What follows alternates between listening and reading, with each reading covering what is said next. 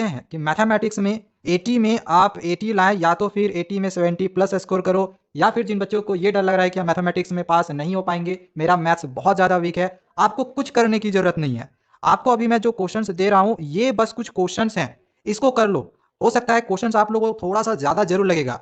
क्यों ज़्यादा लगेगा? क्योंकि जितने भी आपके सेट्स हैं, सेट्स 1, सेट 2, सेट 3, चाहे आपने स्टैंडर्ड मैथमेटिक्स चुना हुआ हो, बेसिक मैथमेटिक्स चुना हुआ हो, आपने कोई भी मैथ चुना हुआ हो, कोई भी सेट रहेगा, ये क्वेश्चन आपके क्वेश्चन पेपर में छप के आएगा। इस बात की गारंटी मैं आपको दे रहा हूं। जैसा कि मैंने थंबनेल में भी लिखा हुआ है कि अगर क्वेश्चंस आप लोग का यहां से नहीं आया तो मैं वीडियो बनाना छोड़ दूंगा। आपको जितने क्वेश्चंस यहाँ पे मैं दे रहा हूं ये सारे क्वेश्चंस करके जाना, इसको बिल्कुल भी इग्नोर मत करना, ये गारंटी आपके एग्जामिनेशन में आएगा।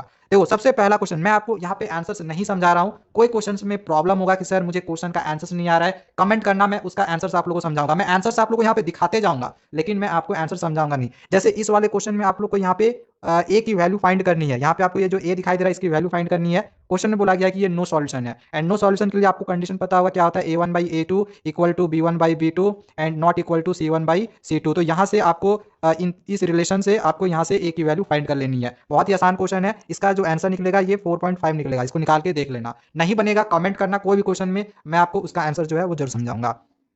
यहाँ पे ये वाला एक क्वेश्चन दिया गया है जो कि ट्रिग्नोमेट्री का है। एंगल ए की वैल्यू दी गई है 90, हमें कॉसेक बी प्लस सी की वैल्यू फाइंड करनी है। तो जैसा कि हम जानते हैं कि ए प्लस बी प्लस सी की वैल्यू कितनी होती है, 180 डिग्री। तो यहाँ पे ए की वैल्यू अगर 90 डिग्री दी हुई है तो बी प्लस सी बराबर कितना होगा, 80 माइनस 90, घटा लो कितना होगा, 90 डिग्री। ठीक है, तो कॉसेक बी प्लस सी डिग्री, तो बी प्लस सी की जगह हम 90 करते तो कॉसेक 90 डिग्री हो जाएगा, एंड कॉसेक 90 डिग्री का वैल्यू कितना होता है, 1, तो इसका आंसर 1 निकल जाएगा। ठीक है, अब देखो अगला क्वेश्चन यहाँ पे बोला गया है कि आपको यहाँ पे दे दिया गया है एक डेटा, देन आपको यहाँ पे लोअर लिमिट निकालना है मीडियन क्लास का। जो मीडियन क्लास होगा तो पहले तो आपको ये पहचानना होगा कि इसमें से मीडियन क्लास कौन सा है। सर मीडियन क्लास कैसे पता करते हैं? तो आपको पता होगा कि यहाँ पे ये जो नंबर ऑफ स्टूडेंट्स दिया हुआ है इन सब को पहले ऐड कर देना है, एंड इसके लिए इससे पहले आपको इसका कम्युलेटिव फ्रीक्वेंसी भी निकालना पड़ेगा। ठीक है, कम्युलेटिव फ्रीक्वेंसी आप कैसे निकालते हैं, मीडियन निकालने वाला जो कॉन्सेप्ट अगर आपको पता होगा तो आप इस क्वेश्चन को कर सकते हो। आपको सिंपली इसमें जो है लोअर लिमिट निकालना है, निकाल लेना, ये आपका इसका आंसर 20 निकल जाएगा। अगर प्रॉब्लम होगा कमेंट करना, मैं थी आपकी जो स्टैटिस्टिक्स की वीडियो है समझाई हुई है, उसका लिंक डिस्क्रिप्शन पे दे दूंगा, देख लेना। ओके, अब अगला ये जो क्वेश्चन है जिसमें हमें एलसीएम निकालना है स्मॉलेस्ट 2 डिजिट नंबर का। स्मॉलेस्ट 2 डिजिट नंबर कितना होता है? स्मॉलेस्ट 2 डिजिट नंबर होता है 10, and largest multiple of 6 which is less than 50। Largest multiple of 6 जो कि 50 से छोटा हो, 50 से छोटा 6 के टेबल में कौन सा नंबर आता है? 6 9 जा होता है 54, जो कि हो जाता है 50 से बड़ा। उससे छोटा कितना होता है? वो होता है 48। अब हमेशा क्या निकालना है? निकालना है एलसीएम। अब जब आप इसका एलसीएम निकालोगे तो निकल जाएगा 240। अब मुझे एलसीएम निकाल के आपको सिखाने की जरूरत नहीं है, आप खुद उसमें एक्सपर्ट हो। नेक्स्ट आपका जो यहाँ पे है एक ट्रिग्नोमेट्रिक आइडेंटिटीज, ट्रिग्नोमेट्री वाला क्वेश्चन दिया गया है, कॉम्प्लीमेंट्री एंगल वाला। देखो ये क्वेश्चन आपके परीक्षा में नहीं आएगा। क्यों कि नहीं आएगा? क्योंकि ये सिलेबस के बाहर जो है क्वेश्चन को दे दिया गया है। कुछ क्वेश्चन होते हैं जो कि सिलेबस से बाहर एग्जामिनेशन में दे देते हैं, उसके लिए आपको सीबीएसई फुल मार्क्स भी देती है, इसलिए मैंने उस क्वेश्चन को आपको नहीं बताया, उसको करने की जरूरत नहीं है। अगला जो क्वेश्चन है आपको यहाँ पे डिस्टेंस निकालना है इन दोनों का। तो जब इसका आप डिस्टेंस फॉर्मूला का यूज करोगे क्या होता है सर, x2 माइनस x1 का whole square plus y2 minus y1 का होल स्क्वायर। तो जब आप इसमें पुट करोगे x1 y1 x2 y2 की वैल्यू सॉल्व करोगे तो ये आपका आंसर निकल जाएगा। नेक्स्ट अगला जो क्वेश्चन है ये आपका कोऑर्डिनेट ज्योमेट्री से दिया गया है, एंड आपको यहाँ पे ये मिड पॉइंट दे दिया गया है, ये दो कोऑर्डिनेट है, इसमें आपको सिंपली सेक्शन फॉर्मूला का यूज करना है, एंड k की वैल्यू फाइंड कर लेनी है, फाइंड करोगे 8 आंसर निकल जाएगा। ठीक है, नेक्स्ट अगला जो क्वेश्चन है ये आपका फिर से ट्रिग्नोमेट्री का दिया गया है। तो साइन थीटा की वैल्यू दी गई है, इस साइन थीटा से पहले आपको कॉस थीटा और टेन थीटा निकाल लेना है। तो इसमें आपका जो पाइथागोरस थ्योरम है वो भी यूज होगा। साइन थीटा का फॉर्मूला होता है ना p/h, ये 3/5 होगा, p का वैल्यू 3, h का 5, पहले b निकालेंगे, b निकालने के बाद फिर कॉस थीटा साइन थीटा निकालेंगे, देन सारी वैल्यू यहाँ पे पुट करके सॉल्व करेंगे, आपका आंसर जो है ये 28/5 निकल जाएगा, कर लेना। ठीक है, अब अगला जो क्वेश्चन है यहाँ पे आपको फिर से कोऑर्डिनेट ज्योमेट्री का दिया गया है। इसमें बोला गया कि जो पॉइंट्स है इसको इस रेशो में बांटा गया है, तो ये किस क्वाड्रेंट पे लाइज करेगा? तो ये जो है सेकंड क्वाड्रेंट पे लाइज करेगा, इसको सॉल्व कर लेना। नेक्स्ट अगला जो क्वेश्चन है ये आपका वॉल्यूम से दिया गया है, इस क्वेश्चन को भी बना लेना, इसका जो आंसर आपका निकलेगा ये 40 निकलेगा। सॉल्व करते जाना ये सब सारे क्वेश्चंस को। नेक्स्ट ये वाला जो क्वेश्चन है ये आपका एपी से दिया गया है। देखो यहाँ पे एक और करके ये भी क्वेश्चन है, दोनों में से कोई एक बनाना है, इसको बनाना, इसका सॉल्यूशन 19 निकलेगा, इसको आप सॉल्व करोगे, इसका नेक्स्ट टर्म निकालोगे तो ये वाला आंसर निकलेगा। ठीक है, नहीं बनेगा कमेंट करना। देखो ये क्वेश्चन आपके पेपर में छपा हुआ रहेगा। ठीक है, अब आपके पता होंगे डिफरेंट डिफरेंट सेट्स होंगे, तो अब हो सकता है किसी का 1 में आ जाए, किसी का 2 में आ जाए, किसी का 3 में आएगा, किसी का बेसिक में आएगा, किसी का स्टैंडर्ड में आएगा। ठीक है, अब अगला जो क्वेश्चन है ये दिया गया है कि -2 रूट है इस क्वाड्रेटिक इक्वेशन का, तो आपको यहाँ पे k की वैल्यू फाइंड करने के लिए बोली गया, फाइंड करोगे आपका आंसर -22 निकलेगा। ठीक है ना, इसका स्क्रीनशॉट करके करके रखते जाओ जितने क्वेश्चन यहाँ पे अभी मैं आप लोग दिखा रहा हूँ। देन यहाँ पे अगला जो क्वेश्चन ये आपका प्रोबेबिलिटी का पूछा गया है, तो इसकी जो प्रोबेबिलिटी निकलेगी यहाँ पे आंसर को देख लो, ये निकल जाएगा। देन अगला क्वेश्चन है जो है वो ट्रायंगल का दिया हुआ है, सिमिलरिटी ऑफ ट्रायंगल से रिलेटेड ये वाली क्वेश्चन है, एंगल सी की जो वैल्यू है ये 50 डिग्री निकल जाएगी। देन नेक्स्ट जो क्वेश्चन है वो सर्किल से लिया गया है, एंड ये वाला क्वेश्चन का जो सॉल्यूशन है आपको यहाँ पे पूरा सॉल्यूशन भी देखने को मिल रहा होगा, इसको अच्छे से तैयारी कर लेना, एग्जाम्स में जरूर आएगा। देन अगला ये वाला जो क्वेश्चन है ये आपका प्रोबेबिलिटी से क्वेश्चन दिया गया है। क्वेश्चन यहाँ पे देख लो, आंसर्स को यहाँ पे देख लो, समझ लो, एंड अगर समझ में नहीं आएगा कमेंट करना, मैं दूसरे वीडियो में समझाऊंगा आपको। ओके, फिलहाल मैं इस वीडियो में आपको सिर्फ क्वेश्चन दे रहा हूँ। एंड अगला यहाँ पे इसी को और करके भी एक हेड टेल वाला जो क्वेश्चन है वो दे दिया गया है, काफी आसान क्वेश्चन है, इसको अच्छे से समझ लो। नेक्स्ट जो क्वेश्चन है ये आपका फिर अर्थमेटिक प्रोग्रेशन से दिया हुआ है, आपको दे दिया गया है यहाँ पे फर्स्ट टर्म जो है 16 दिया गया है, फिर लास्ट टर्म 136 दिया गया है, कॉमन डिफरेंस दे दिया गया है, तो आपको नंबर ऑफ टर्म्स निकालने के लिए बोला गया है, उसका सम भी निकालने के लिए बोला है, मतलब एन का वैल्यू भी फाइंड करना है और एस एन की वैल्यू भी फाइंड करनी है। देन नेक्स्ट जो क्वेश्चन है बोला गया है कि √3 एक इरेशनल नंबर है, तो प्रूव करके दिखाओ कि ये भी एक इरेशनल नंबर होगा। तो ये वाला क्वेश्चन का सॉल्यूशन देख लो, गारंटी आपके एग्जामिनेशन में आएंगे। देन अगला जो क्वेश्चन है ये आपका जो है ट्रिग्नोमेट्रिक आइडेंटिटी से जो है क्वेश्चन दिया गया है, ये क्वेश्चन जो आपका बिल्कुल एनसीईआरटी किताब से दिया गया है, ये क्वेश्चन भी आपके परीक्षा में गारंटी जो है वो पूछा जाएगा। अगला जो क्वेश्चन है ये भी आपका ट्रिग्नोमेट्रिक आइडेंटिटी से है, लेकिन ये क्वेश्चन आपके परीक्षा में नहीं आएगा, ये आपको करने की जरूरत नहीं है, इसी को कर लेना, ये वाला नहीं आएगा, ठीक है, इसको करने की जरूरत नहीं है, ये बिल्कुल नहीं आने वाला आपका। जो आएगा मैं आप लोगों को वही बता रहा हूँ, क्योंकि देखो कुछ क्वेश्चन जैसे मैंने कहा ना कि ये आउट ऑफ सिलेबस है, मैं यहाँ पे देख रहा हूँ ये क्वेश्चन भी कॉम्प्लीमेंट्री एंगल से जो है पूछा गया है, तो मैं देख रहा हूँ कि सीबीएसई वाले जो है कॉम्प्लीमेंट्री एंगल से जो है क्वेश्चन को पूछ रहे हैं, जो कि नहीं देना चाहिए था क्योंकि ये हमारे सिलेबस से हटा है। देन अगला जो क्वेश्चन है यहाँ पे हमें मीन निकालने के लिए बोला गया है, यहाँ पे डेटा दिया गया है, देख लो यहाँ पे एज्यूम मीन मेथड से ये मीन निकाला हुआ है, ठीक है, अच्छे से सीख के जाना कैसे हम एज्यूम मीन मेथड से मीन निकालते हैं, आपके एग्जामिनेशन में भी एज्यूम मीन मेथड ही आएगा। नेक्स्ट अगला जो क्वेश्चन है यहाँ पे एक हाइट एंड डिस्टेंस से जो है क्वेश्चन को लिया गया है, इस क्वेश्चन के अच्छे से तैयारी करके जरूर जाना, ये भी परीक्षा में आपका आ जाएगा। देन अगला जो क्वेश्चन है ये आपका क्वाड्रेटिक इक्वेशन से है, इसको सॉल्व कर लेना, बहुत ही अच्छा सा क्वेश्चन दिया हुआ है, एंड ये भी क्वेश्चन आपका गारंटी जो है परीक्षा में आने वाला है, इसको जब आप सॉल्व करोगे तो सॉल्व करने के बाद एक्स का वैल्यू 2 और एक्स का वैल्यू 1। देन ये देख लो मिसिंग फ्रीक्वेंसीज वाला क्वेश्चन में बराबर आप लोग कहते हुए आ रहा था कि मिसिंग फ्रीक्वेंसी वाले क्वेश्चन आएंगे, तो इसमें मीडियन से रिलेटेड मिसिंग फ्रीक्वेंसी वाला क्वेश्चन दिया गया है, देख लो इसका सॉल्यूशन पूरा, एंड ये भी क्वेश्चन आपके परीक्षा में आएगा, स्क्रीनशॉट करके इसको प्रैक्टिस कर लेना। नेक्स्ट अगला यहाँ पे जो क्वेश्चन है ये क्वाड्रेटिक इक्वेशन का दिया गया है, जिसमें के की वैल्यू फाइंड करनी है, एक जीरोस दिया गया है, क्या करेंगे जीरोस को एक्स जहाँ जहाँ वहाँ पुट कर देंगे, सॉल्व करेंगे, के का वैल्यू निकल जाएगा -10 निकलेगा। देन फिर यहाँ पे आपको बोला गया कि total number of factors of prime number का टोटल नंबर ऑफ फैक्टर्स कितना होता है, प्राइम नंबर का केवल 2 फैक्टर होता है, तो आंसर इसका 2 होगा। अब दिया गया क्वाड्रेटिक पोलिनोमियल में द सम ऑफ जीरोस की जो वैल्यू है वो 5 दी गई है, प्रोडक्ट ऑफ जीरोस की वैल्यू 6 दी गई है, आपको क्वाड्रेटिक पोलिनोमियल बनाने के लिए बोला गया है। क्वाड्रेटिक पोलिनोमियल का आपको इस तरह से एक फॉर्मूला याद होगा, x square minus alpha plus beta x plus alpha beta, ये वाला फॉर्मूला अगर याद होगा तो इस फॉर्मूला से आप इजीली इस क्वेश्चन को बना सकते हो, डायरेक्ट सम ऑफ जीरोस की जगह पे यहाँ पे पुट कर देंगे, प्रोडक्ट ऑफ जीरोस को यहाँ पे पुट कर देंगे, सॉल्व कर देंगे, आंसर निकल जाएगा। देन अगला क्वेश्चन फिर से ये नो सॉल्यूशन से रिलेटेड क्वेश्चन दिया हुआ है, इसको सॉल्व करोगे आंसर 2 निकल जाएगा। नेक्स्ट क्वेश्चन जो है यहाँ पे एलसीएम एचसीएफ जो है निकालने बोला है, इसका एलसीएम एचसीएफ निकालोगे ये निकल जाएगा, ये तो आता ही होगा आपको। अगला जो क्वेश्चन है यहाँ पे हमें डिस्टेंस निकालने के लिए बोला गया है, यहाँ पे 2 पॉइंट्स दिया हुआ है, तो इन दोनों के बीच का जो डिस्टेंस है वो निकालोगे तो ये निकल जाएगा, फॉर्मूला वही होगा √x2 - x1 का whole square plus y2 - y1 का होल स्क्वायर।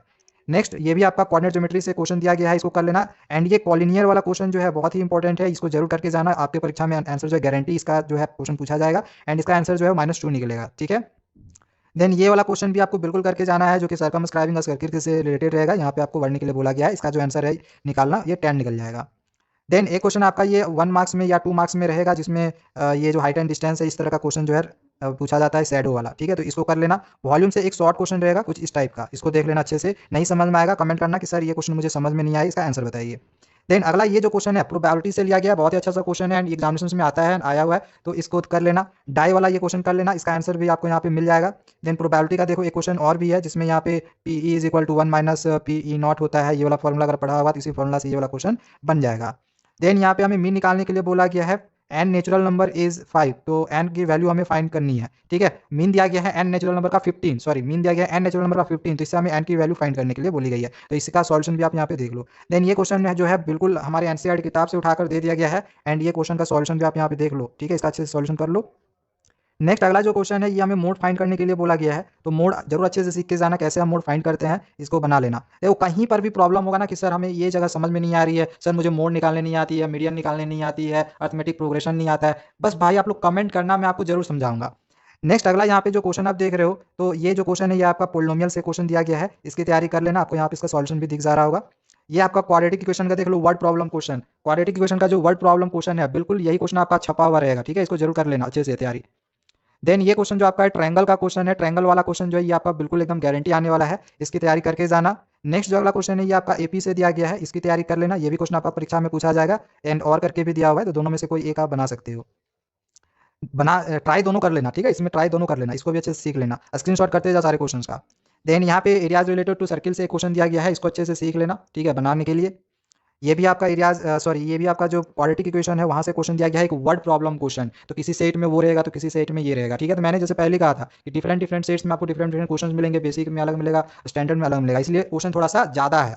अब यहाँ पे आपको ये प्रूफ करने के लिए ये दिया हुआ रहेगा, तो ये सब सारा जो है प्रूफ कर लो, देख लो कैसे यहाँ पे प्रूफ करने के लिए बोला गया है, इसको बिल्कुल भी मत छोड़ना, एग्जामिनेशन में आने वाला है। देन ये क्वेश्चन देख लो रिपीटेड है, ठीक है, वही वाला क्वेश्चन एक बार फिर से दोबारा आपको मैं यहाँ पे दिखा दे रहा हूँ।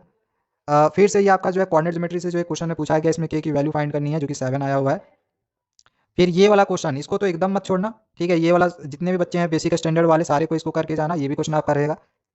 फिर ट्रिग्नोमेट्री से आपका एक क्वेश्चन ये भी आने वाला है, ठीक है, डिफरेंट सेट्स में अलग अलग सेट्स से अलग अलग रीजन्स हैं, तो वही क्वेश्चन आने वाला है, ठीक है, सबका क्वेश्चन आएगा, टेंशन मत लो, यहाँ से आपके सबके क्वेश्चन मिलेंगे, बस इसकी तैयारी करते जाओ। एंड कहीं भी कंफ्यूजन होगा कि सर हमसे ये क्वेश्चन नहीं बन रहा है, कमेंट करना। आप लोग क्या करना ना, देखो आपको जिस भी क्वेश्चन में प्रॉब्लम होगा तो आपको क्या करना है, आपको यहाँ पे इस तरह से टाइमिंग देख लेना कि किस टाइमिंग पे आपका जो क्वेश्चन का प्रॉब्लम होगा, एंड मान के चलो आपको 10 मिनट कुछ सेकंड के बाद प्रॉब्लम हो रही है, तो 10 क्लिक के आपको इस तरह से करनी है, एंड जितने सेकंड में प्रॉब्लम होगा बस इस तरह से कर देना है, मैं समझ जाऊंगा कि आपको इस क्वेश्चन में प्रॉब्लम हुई है। ये वाला अगर आप कमेंट करोगे ना तो मुझे एक्जैक्टली पता चलेगा कि आपको उस जगह पे प्रॉब्लम हुई है, मैं आपको वही क्वेश्चन समझा दूंगा, ठीक है। तो इस तरह से टाइमिंग अपना दिखा देना।